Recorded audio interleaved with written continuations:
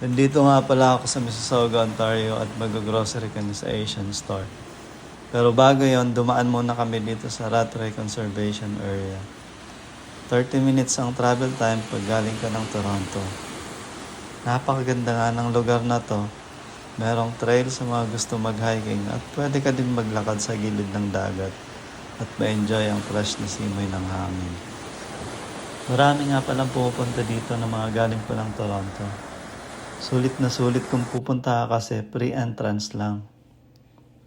Hindi ko nga napigilang magpa-picture dyan at nakakapogi yung view. Matatanaw pala galing dito yung Toronto downtown, pati yung CN Tower. Naglakad-lakad na nga kami dyan, papunta sa trail.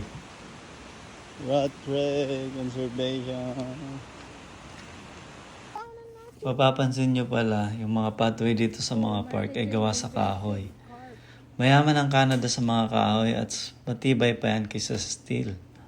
Summer or winter man, hindi basta-basta nasisira. Dito kami ngayon sa Mississauga sa Rattray Conservation Area.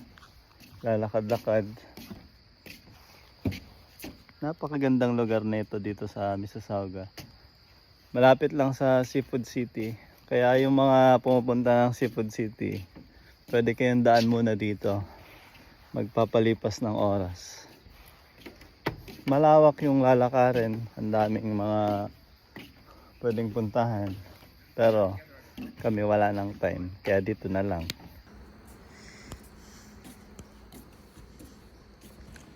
Thank you pala sa kasama ko na maganda na at masipag pa mag-video sa akin. Napaka-supportive at sinasamahan ako sa lahat ng lugar na gusto kong puntahan. At ayun nga, inabot na kami ng gabi dito. Sakto naman ng pagpunta namin, kabilugan pala ng buwan. Yan nga, kitang-kita yung Toronto. Hindi nga masyadong malinaw at hindi abot ng camera kasi malayo. Kahit nga pala gabi, marami pa din naglalakad dito. Safe naman kasi at disiplinado yung mga tao.